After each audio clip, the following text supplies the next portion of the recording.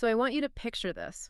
Picture a freezing, blinding snowstorm up in the rugged, mountainous Tohoku region of northern Japan. Oh, wow. Right. Right. Like the terrain is just brutal, the wind is howling, and moving through these total whiteout conditions are two dogs, and they're tracking a massive Yezo brown bear. Which, I mean, for context, those bears can weigh up to 1,000 pounds. They are massive predators. Exactly, 1,000 pounds.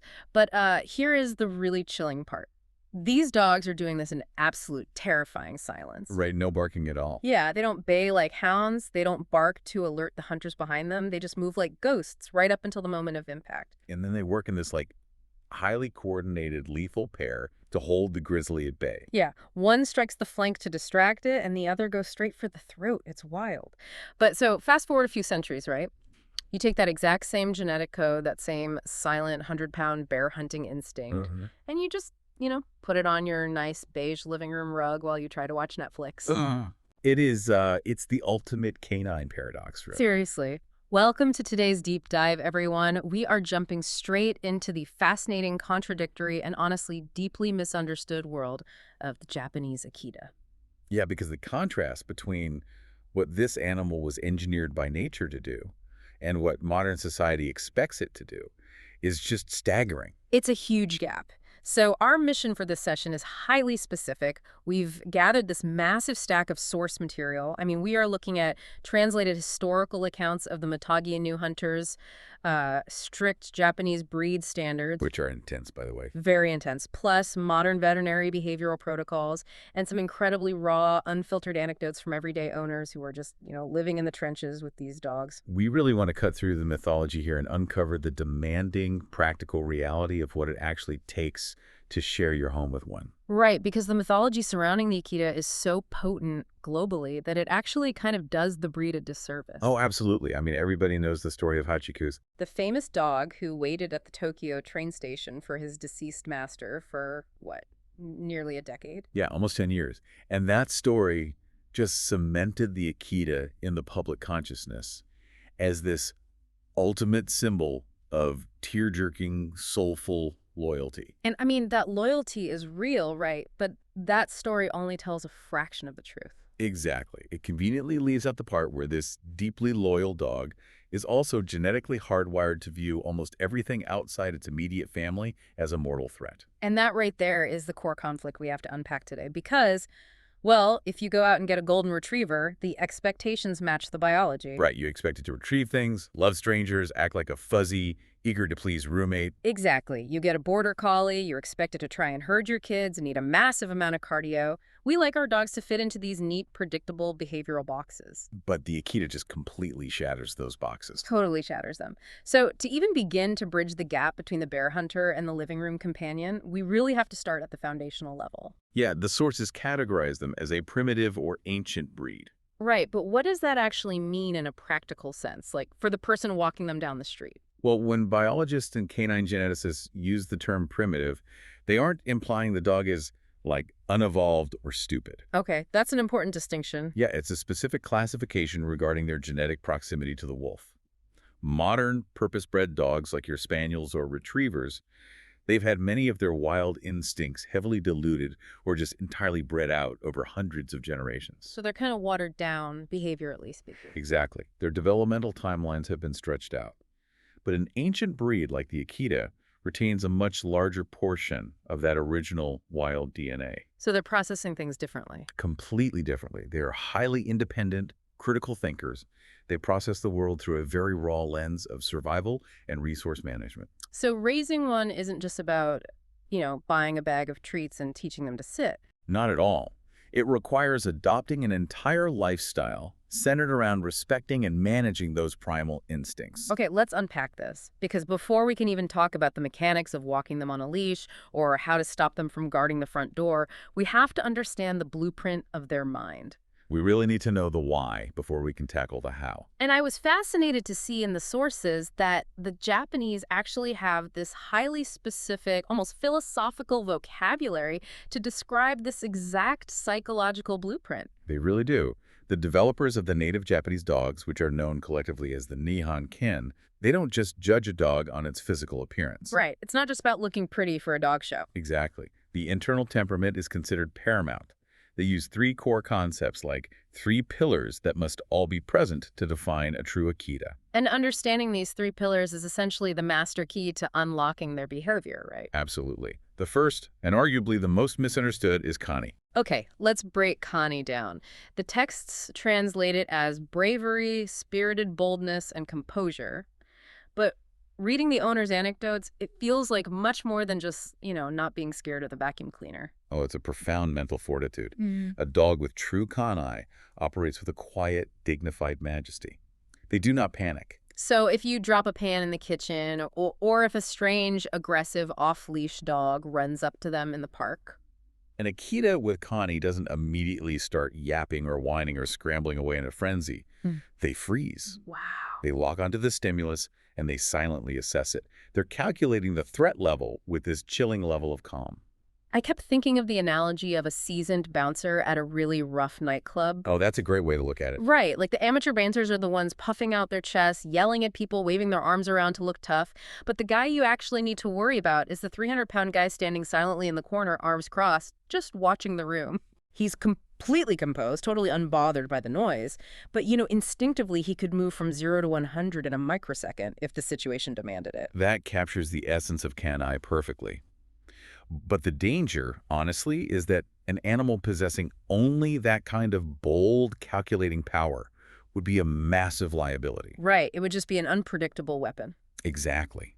And that is why the breed standard insists that Kanai must be inextricably linked to the second pillar, which is Ryosei. Ryosei, meaning good nature, profound loyalty, and a gentle disposition. They are two sides of the same coin. Ryosei is the tether that keeps the Kanai in check. So that's the Hachiko side of things. Yes. It's the deep, soulful devotion they show to their inner circle.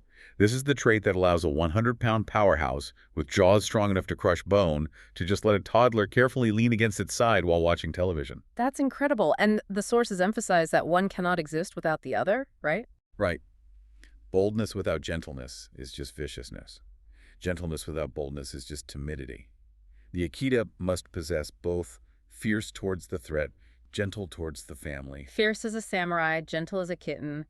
That proverb from the source material really stuck with me. It's very accurate. And it leads right into the third pillar, which I think strips away a lot of our modern kind of Disney-fied expectations of what a dog should act like. The third concept is saboku. Right, so boku refers to an unpretentious, natural beauty. It is an inherent artlessness and honesty. So no goofy tricks. Definitely not. Yeah. An Akita possesses a very rustic, sober elegance. They're not going to perform goofy tricks just to get a laugh out of you. They don't have that fawning, eager-to-please subservience that you see in, like, a lab who brings you a slipper just because it wants you to smile. No, that's exactly what they appear to be. There is no deceit in them, and there's no performance. I love that. It strips away the human tendency to treat dogs like fuzzy little humans in dog suits. But, to fully grasp why they act with such saboku, we have to look back at the snowy mountains we talked about in the hook, the history of the Matagi Nu. Yeah, the environmental and historical crucible that forged them. The Matagis were traditional winter hunters in the Tohoku region. And they weren't hunting for sport, right? No, they were hunting for absolute survival in one of the harshest climates in Japan. They required a dog that could track wild boar, elk, and that Yezo bear across miles of deep frozen snow. And the detail about how they hunted working in those male-female pairs, holding the bear at bay, it explains so much about their modern behavior, especially the silence. You mentioned earlier they don't bark like hounds. Well, think about the physics and the strategy of hunting in a freezing mountain pass. If you are tracking a massive predator, stealth is your only advantage. Right, because parking gives away your position to the bear. Exactly, allowing it to prepare for the attack. Plus, vocalizing wastes precious caloric energy that you need just to survive the cold. Oh, wow. I didn't even think about the energy aspect. Yeah, so this centuries-old genetic selection for silence directly informs why an Akita living in an apartment today isn't a nuisance barker. When an Akita barks, it isn't because they are bored or because they heard a car door slam 3 streets over. So if they bark, it's serious. Very.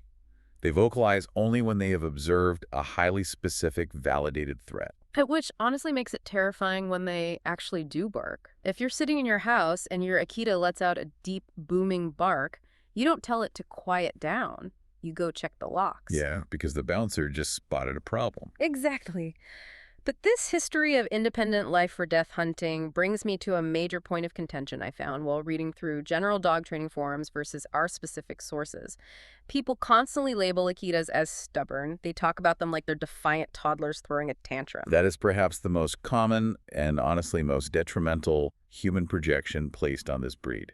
Right, because reading about the Mitagi hunters, raising an Akita sounds less like raising a toddler who just wants their own way, and much more like managing a highly competent, somewhat rebellious employee. I love that comparison. Think about it. Imagine you're a manager and you have an employee who actually knows how to do the job better than you do.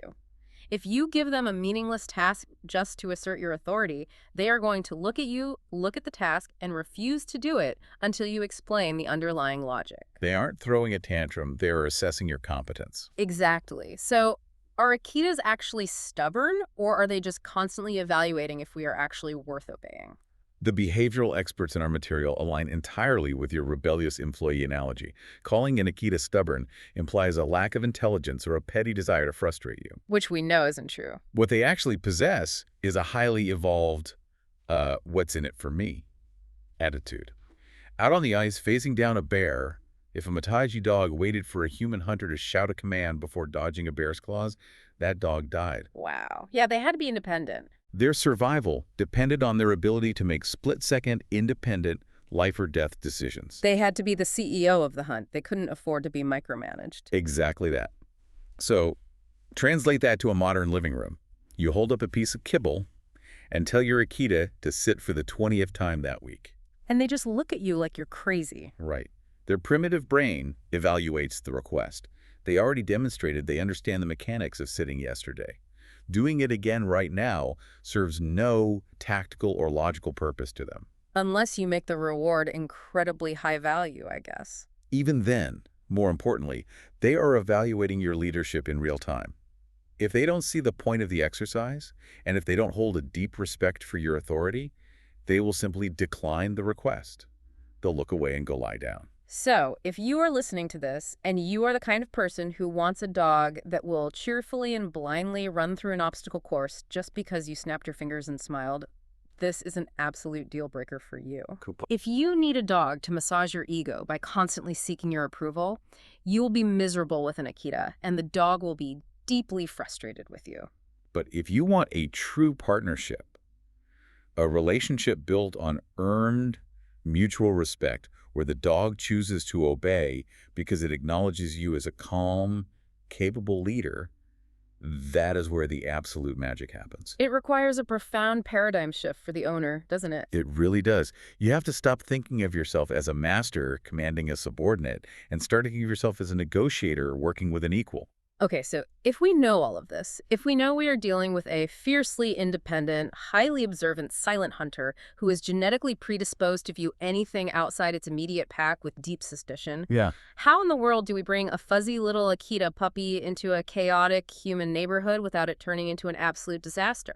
Well, we have to talk about the make-or-break window of their entire life. Behavioral specialists point to the critical socialization phase as the single most important element of raising an Akita. I read the timelines and the vet protocols, and the urgency seemed incredibly intense. It felt like a ticking time bomb. The urgency cannot be overstated. With many modern breeds, you have a degree of leeway.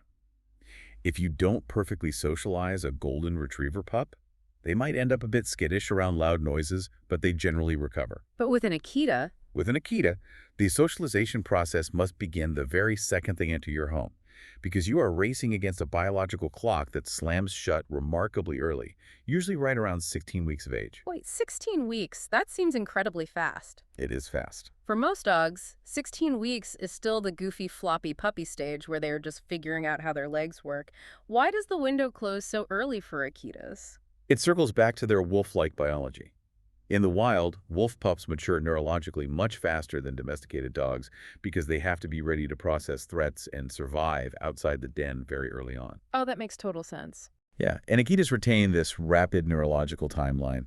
Their brains literally solidify their baseline view of the world, what is safe and what is dangerous, by that 16-week mark. So if you miss it, you're in trouble. Big trouble. If they haven't been positively and repeatedly exposed to a specific stimulus by then, whether that's a person wearing a bulky winter coat, the sound of a garbage truck, or the presence of a small dog, their genetic default response locks in. And we established earlier that their genetic default is suspicion. The breed standard calls it being aloof. Aloof is the polite show ring term. Left unchecked, aloofness metastasizes into abject fear. And here's the critical behavioral distinction. In a primitive guardian breed, fear does not manifest as cowering or running away. Because of the Connie. Exactly. Because they possess Connie, they choose fight over flight almost every single time. Unsocialized fear morphs directly into proactive aggression. They will attempt to eliminate the thing that scares them. Man, to really drive this concept home, we need to dive into the specific, really raw anecdote from the sources about the Akita named Bakudai. Because this isn't just theory. This is how an Akita's brain physically processes trauma. The Bakudai case study is a textbook example of canine neurobiology being hijacked by primitive survival instincts. So the owner wrote about taking Bakudai, who was a young male Akita, just a few months old, for a standard walk in a local park. It was a normal day until, completely out of nowhere, an off-leash adult Rottweiler charges them and attacks Bakudai. Yeah, a terrifying situation. Now, the owners were quick. They managed to physically separate the dogs before Bakudai suffered any severe physical lacerations. If that happened to a lab, the dog might shake it off, take some treats, maybe be a little nervous around big dogs for a week. Sure. But Bakudai's reaction was entirely different. The owner described how, from that single incident forward, whenever they even walked near that specific section of the park, or if the wind shifted and Bakudai caught the scent of any Rottweiler, he would instantly enter what the owner called the red zone. To understand this red zone, we have to look at what is actually happening inside the dog's brain. When Bakudai was attacked, his brain didn't just register pain, it registered a mortal threat to his existence. A survival situation? Precisely. The amygdala, which is the brain's fear center, completely hijacked the prefrontal cortex, which handles rational thought and training. When an Akita is pushed past its threshold and enters that red zone, they are flooded with immense, blinding amounts of adrenaline and cortisol. So you can't just talk them out of it? No, in that state, all of your obedience training evaporates. You cannot wave a piece of hot dog in front of their nose to distract them because their digestive system has literally shut down to direct blood flow to their muscles for a fight to the death. The owner's description was chilling. He said he could literally see the physical change in Bakudai's eyes. It wasn't just a dog trying to defend itself from a current threat. The owner called it a killer instinct. Bakudai was dead set on actively tracking down that specific Rottweiler scent and finishing the fight. The dog never forgot the slight. Akitas possess a near-photographic memory for trauma. Once they categorize a specific breed, a specific type of person, or a specific geographic location as a mortal enemy, that neural pathway is incredibly difficult and sometimes impossible to overwrite. That's rough. It requires intense, professional behavioral intervention just to manage it. Which naturally leads to a question that I think a lot of well-meaning dog owners would ask. Oh, I know where this is going. Right. If we know Akitas are prone to this intense aggression, and if we know that the 16-week early socialization window is so critical, shouldn't we just force them to be social? Shouldn't a new owner take their 12-week-old Akita puppy down to the local dog park every single day and just plunge them into the deep end so they get used to other dogs? I have to be incredibly clear here because the veterinary behaviorists in our sources are unified on this point. Taking an Akita to a dog park is a catastrophic error. It is, perhaps, the single worst thing you can do for their psychological development.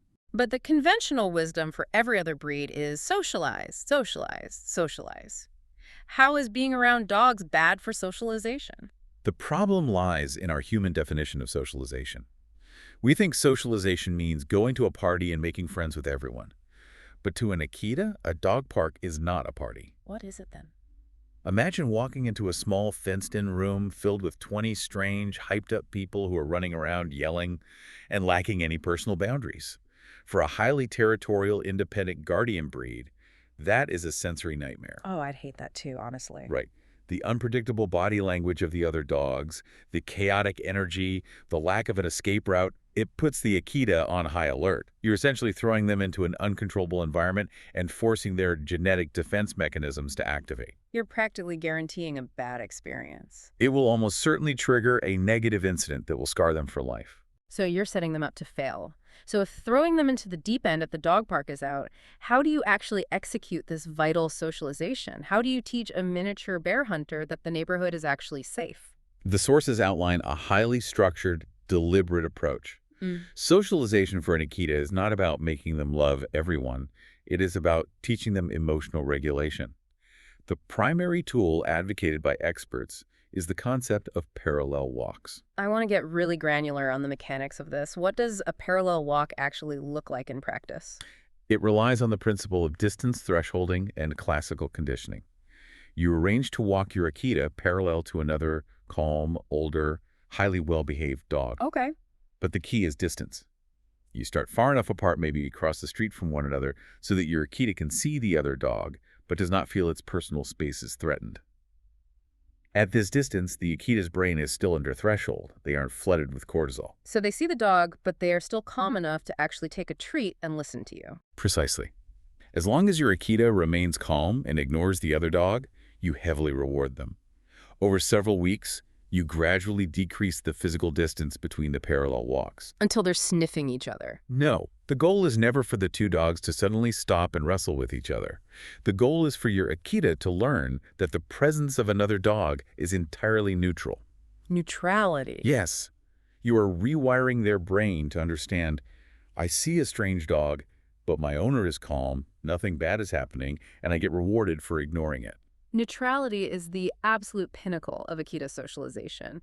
You aren't trying to make them the mayor of the neighborhood. You're trying to teach them that they don't need to be the bouncer. Exactly. They don't need to use their canine to defend you because the world isn't inherently attacking them. It is a meticulous, exhausting process, but it is really the only way to safely integrate them into society. Okay, so you've survived the puppy stage. Socialization has taught the dog that the outside world is generally safe. The next massive hurdle is obedience training. Here we go. Because socialization proves the world is safe, but training proves that you are the leader of that world. But as we discussed with the Mataji history, how do you enforce rules on a creature that fundamentally views itself as your equal? This is where we shift from managing the external environment to managing the internal dynamic of your relationship. And the sources start by explicitly tearing down a very persistent, very dangerous myth in dog training. Which one? The old school alpha dominance theory. Oh, right. The idea that you have to physically dominate the dog to show them who is boss. Alpha roles, harsh leash corrections, physically pinning the dog. If an owner attempts to use harsh physical corrections on an Akita, the results will be disastrous and potentially very dangerous. This isn't just a modern push toward positive reinforcement because it feels nicer. It's not just a trend. No, it is a hard reality based on the Akita's psychological makeup. If you try to physically dominate a 100-pound Akita by striking them or forcing them to the ground, they will not cower and submit like some other breeds might. Right, because of that primitive brain. Exactly.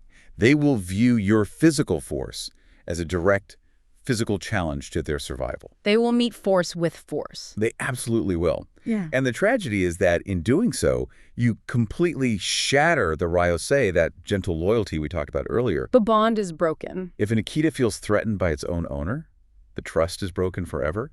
They will fight back to protect themselves from you. You cannot break an Akita's spirit.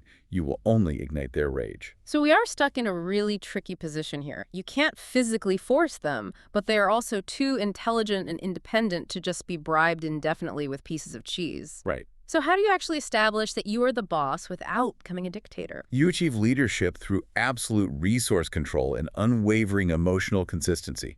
The sources emphasize a philosophy of firm, fair, and gentle leadership. Resource control, meaning what exactly? You must become the gatekeeper to everything the dog desires. You control the food. They must sit and wait for eye contact before you release them to eat. You control the physical space. They are not allowed on the bed or the sofa unless invited, and they must move if you ask them to. You hold all the keys to the kingdom. And the most valuable key you hold is your attention. An Akita is deeply devoted to its owner. Your affection is the ultimate currency. Oh, I see. If you are sitting on the couch and the Akita walks up, nudges your hand aggressively, or barks at you, and you respond by petting them, You have just proven to the dog that they can command you. Wow, they just trained you. Exactly. You must initiate the interactions. You call them to you for affection. It sounds strict, but this psychological structure is what makes them feel secure. Here's where it gets really interesting, though, because you aren't just establishing these rules with a static animal. You are trying to enforce this structure on a creature that is undergoing massive biological transformations. Oh, the developmental timeline. Yes.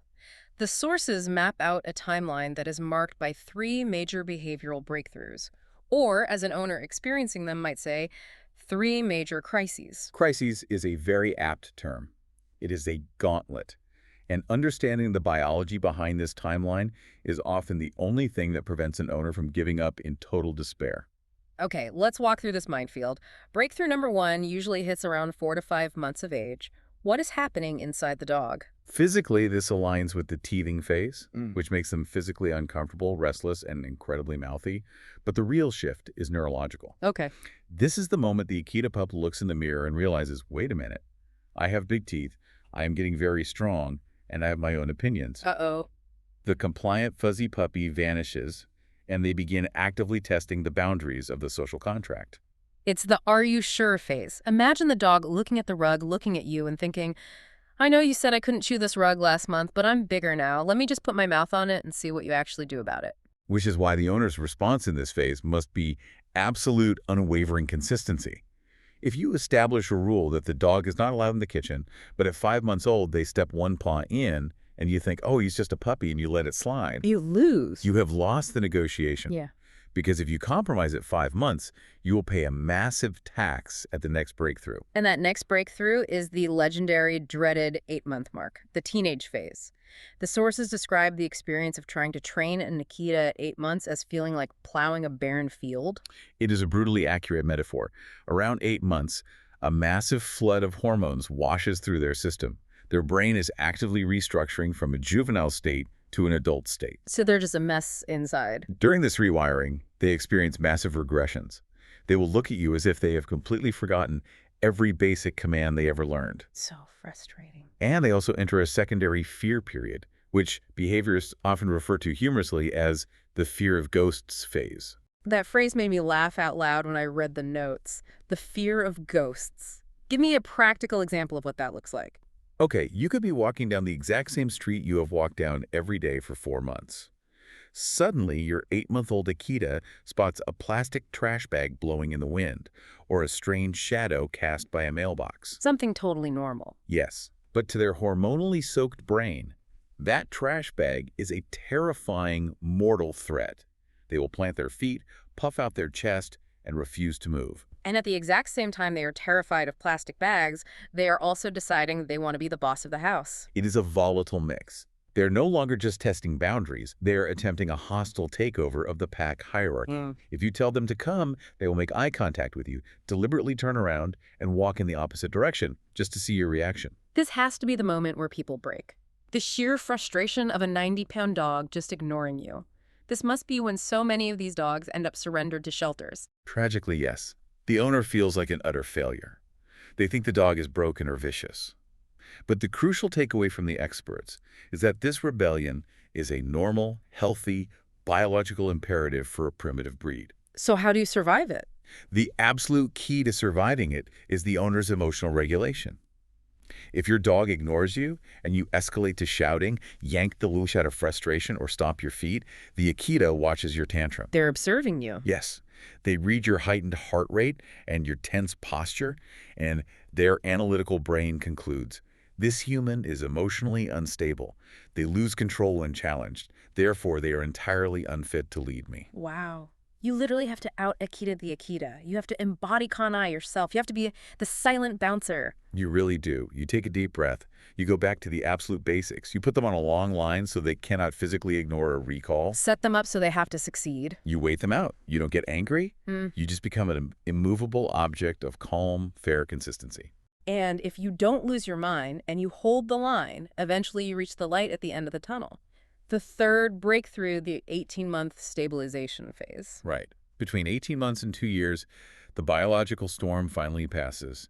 The hormones level out, and the adult brain solidifies. Oh, thank goodness. And if you have done the grueling work, If you never resorted to violence, if you controlled the resources, and if you maintained your emotional center, the rebellion simply ends. They just accept it.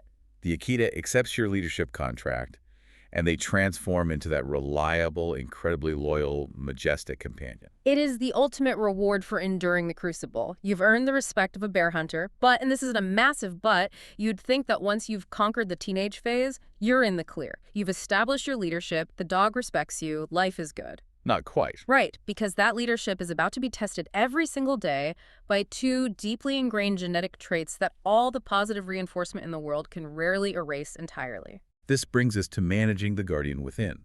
We must confront the realities of intense territoriality and same-sex aggression. These are not training failures. These are features of the breed's operating system. Let's start with territory. Dr. Sabi Danenberg, a veterinary behaviorist cited heavily in our sources, breaks canine spatial awareness down into 3 distinct zones. Understanding how an Akita perceives these zones is really the only way to safely manage your home. Dr. Dienenberg's framework is vital here. Zone 1 is the home range. For your dog, this is the wider neighborhood, the local trails, the streets you walk. The general area. Yes.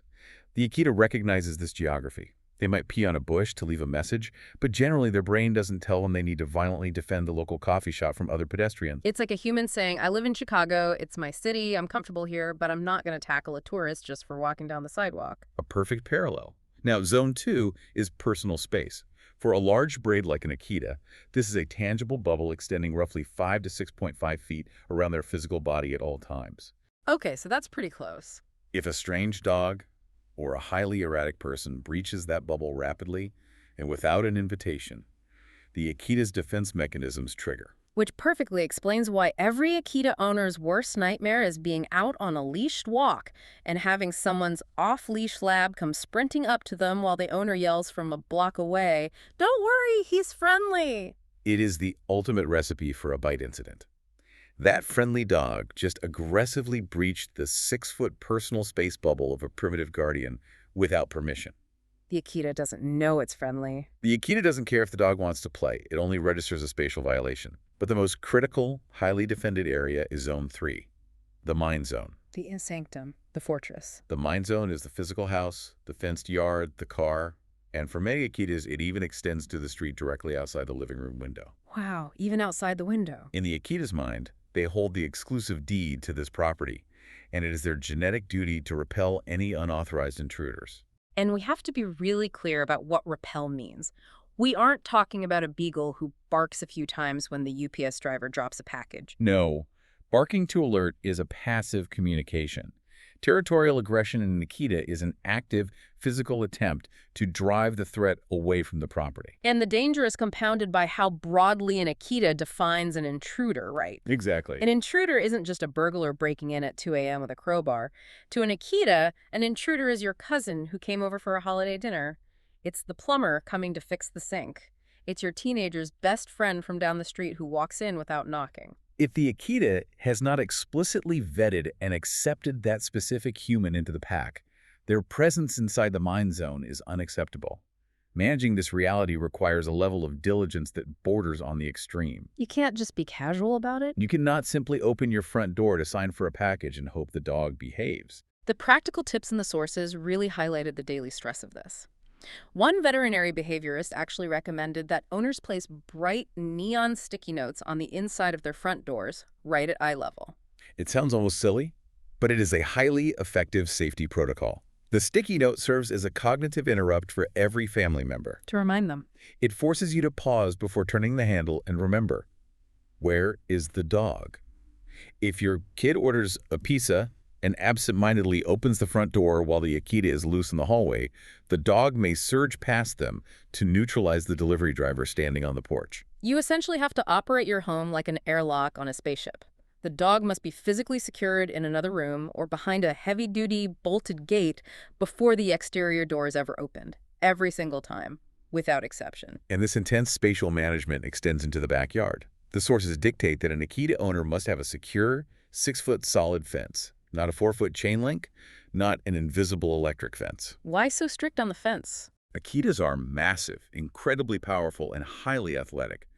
If they perceive a threat or a target on the other side of a flimsy fence, They will effortlessly dig under it, chew through it, or simply use their sheer kinetic power to climb over it. Climb over it. That is terrifying. And it brings us to the other major genetic hurdle. This is arguably the most heartbreaking and stressful part of owning the breed, especially if you love having multiple dogs. We have to talk about same-sex aggression, or SSA. This raises an important question, right?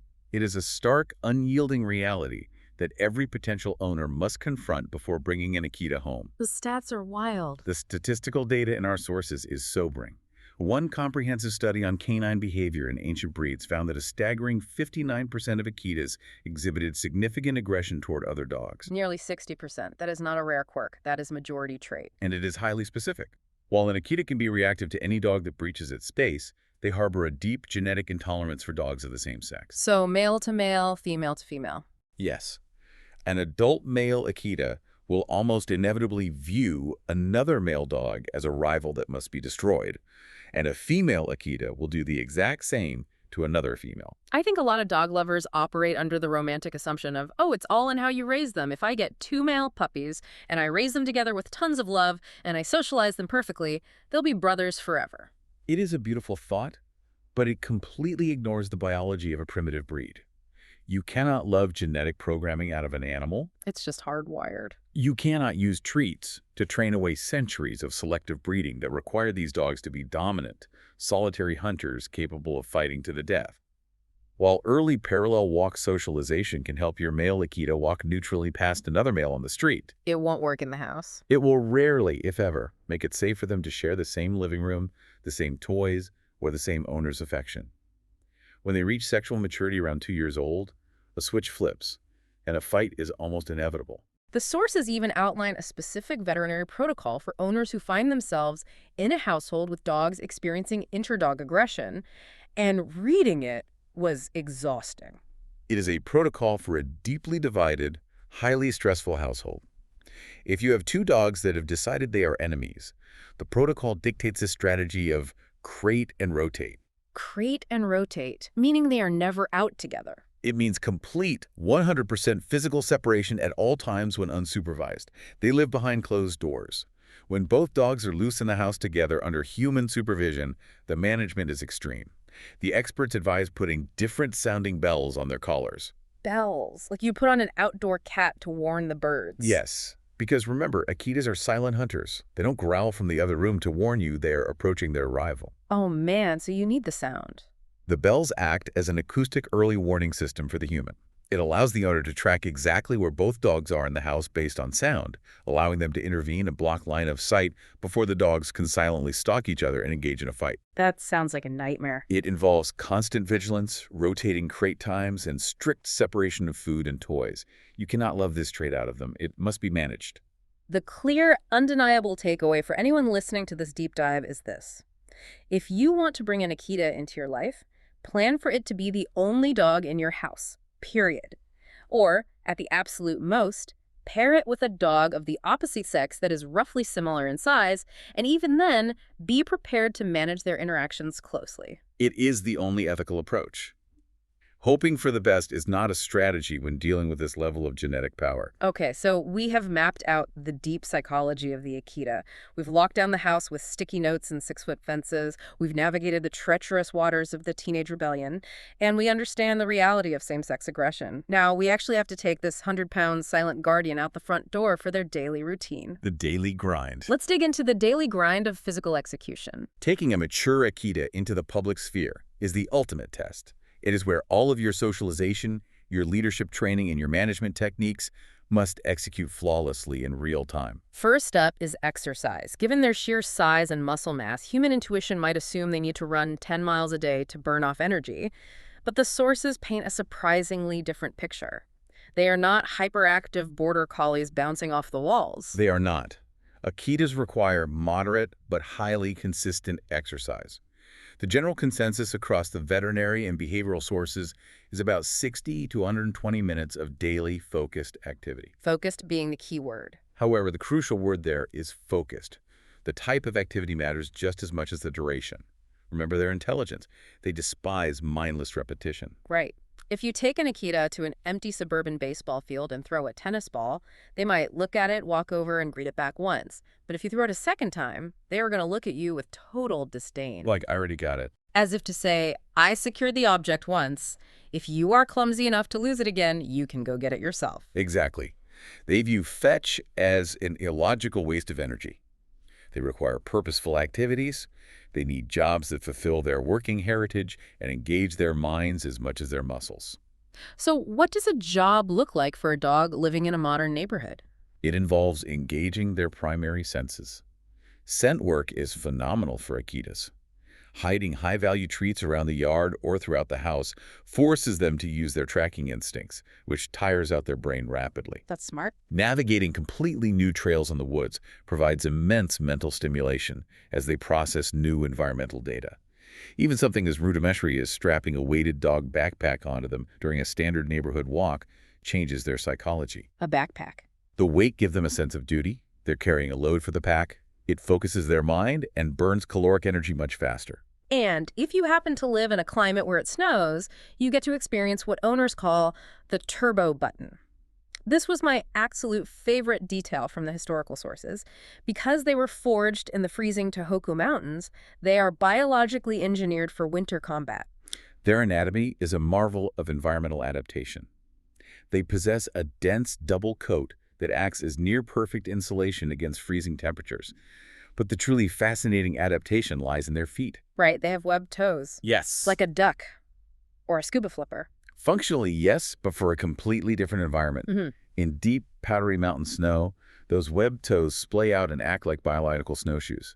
It distributes their massive 100-pound weight over a larger surface area, preventing them from sinking into the drifts. That's wild. Furthermore, the historical Mataji sources note that they retain strong front dew claws, the little thumbs higher up on the leg, because they utilize them as literal ice picks to help them scale slick, frozen riverbanks. Biological snowshoes and built-in ice picks. That is incredible. And the modern owners note that when the temperature drops below freezing, this ancestral turbo button switches on. They love it. An Akita that has been lazily lounging on the air conditioning vent all summer will suddenly demand to stay out in the yard for 3 hours in the middle of a blizzard, plunging its face into the snowdrifts, completely energized and alive. The cold awakens their ancient DNA. But regardless of whether you are navigating a winter squall or just a pleasant spring morning, the physical act of walking them presents a massive mechanical challenge for the handler. We have to talk about physics. We have to talk about the sheer mechanics of trying to restrain an animal bred to drag down a bear.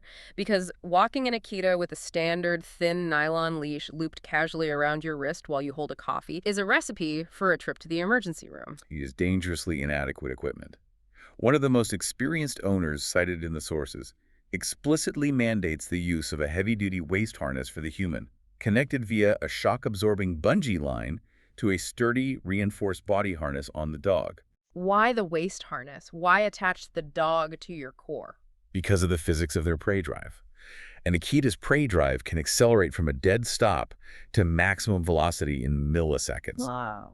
If you are simply holding a leash in your hand and your Akita locks eyes on a stray cat, a squirrel, or an off-leash dog across the street, their hunting instinct overrides everything. And they just go. When a 100-pound animal composed entirely of fast-twitch muscle fiber lunges, the sudden kinetic energy generated will violently rip the leash right through your fingers, breaking them, or it will dislocate your shoulder before you even have time to react.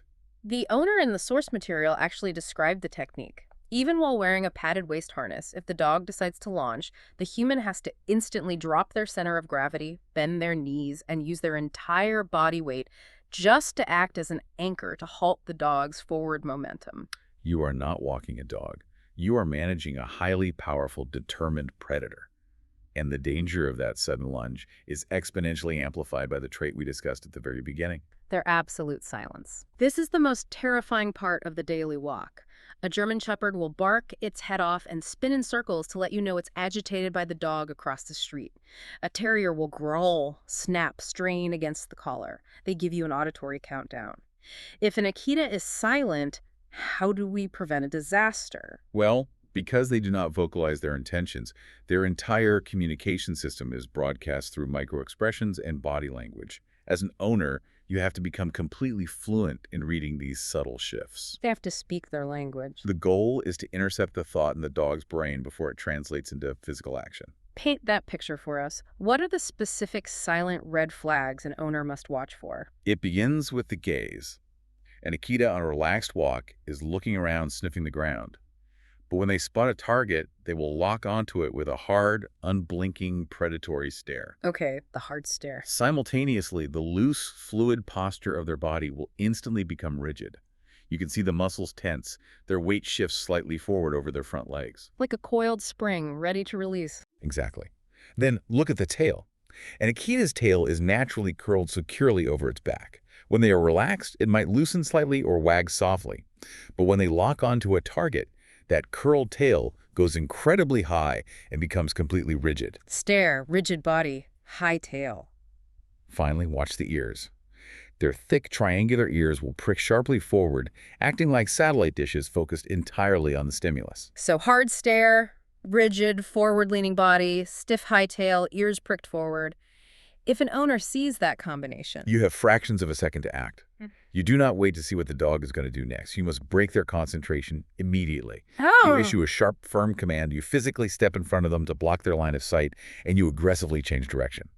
You must regain control of their brain before the primal hunting instinct takes over and the kinetic energy is unleashed. It requires a level of total, unwavering mindfulness that is exhausting to even think about.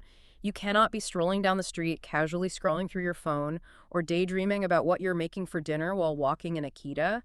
You have to be as hyper-vigilant of the environment as the dog is. Which brings us back to the core thesis. Owning an Akita is not a hobby. It is an all-encompassing lifestyle that demands your absolute daily presence. So, what does this all mean? After digging through the history of the Mitagi hunters, the psychological pillars of the Japanese breed standard, the intense fleeting socialization window, the grueling teenage rebellion, the reality of same-sex aggression, and the sheer physics of taking them for a walk, what does this all synthesize into? It synthesizes into a stark warning and a profound promise. Bringing a Japanese Akita into your home is an immense, life-altering responsibility. Yeah. It is not a decision to be made lightly or on an impulse because you think they are beautiful or because you cried while watching the Hachiko movie. You are not just buying a pet. You aren't getting a furry roommate who will adapt to your lazy Sundays and chaotic dinner parties. You are entering into a treaty with an ancient hunter. It requires a profound, humbling respect for their primal instincts. It's a huge commitment. It demands early, intense, and thoughtful socialization to keep the public safe. It requires a human leader who possesses a firm, fair hand and who is willing to permanently alter their living space and habits to manage the dog's environment. But, and this is the massive, beautiful but for you listening today, if you are willing to put in that immense, grueling work, if you are willing to completely adapt your life to meet their complex, ancient needs, the reward is staggering. It truly is unmatched in the canine world. An Akita that feels safe in your leadership, an Akita that respects your calm authority, offers an unparalleled, soulful devotion. The Ryosei. Yes, they provide a quiet, dignified, incredibly deep companionship. They will lay down their life to protect you and your family without a microsecond of hesitation. Fierce as a samurai, gentle as a kitten. They are the living embodiment of that balance. We've spent this entire deep dive analyzing the Akita. We've talked about how to mold them, how to train them, and how to manage their environment so that they can safely exist in our modern, chaotic, human world. Right. How they fit into our world. We've talked about how to suppress their hunting instincts, how to navigate their territorial boundaries, and how to out-stubborn their teenage hormonal rebellion. Yes. We demand a monumental amount of adaptation from them. We take a creature with the genetic coding of a wolf and ask it to navigate delivery drivers, dog parks, and suburban sidewalks with grace. But I want to leave you with a final provocative thought to ponder after you finish listening today. Considering everything we've just laid out, considering how hyper-attuned an Akita is to our micro-expressions, to our breathing, to our tone of voice, It's intense. considering that they will outright reject our leadership if we lose our temper, act inconsistently, or display emotional instability, how much does successfully living with an Akita actually end up training us? Oh, that's a fascinating mirror. Think about it. In order to be the leader an Akita requires, we have to strip away our anger. We have to become calmer. We have to become vastly more deliberate in our physical actions. We are forced to learn deep emotional regulation, infinite patience, and absolute unwavering consistency. That changes you. So, at the end of the day, are we putting in all this work to train the Akita to be a better dog? Or is the silent, observing Akita actually training us to be better, calmer human beings? That is the ultimate question of the ancient breeds. And I suspect that anyone who has truly shared their life with an Akita already knows the profound answer to that. So the next time you look at a dog, don't just look for a neat, clean label. Don't just ask if it's a good dog or a stubborn dog. Look deeper into the history, understand the primal shadows that still drive them, and ultimately look closely at your own reflection in those dark, observing eyes. Until next time, keep diving deep.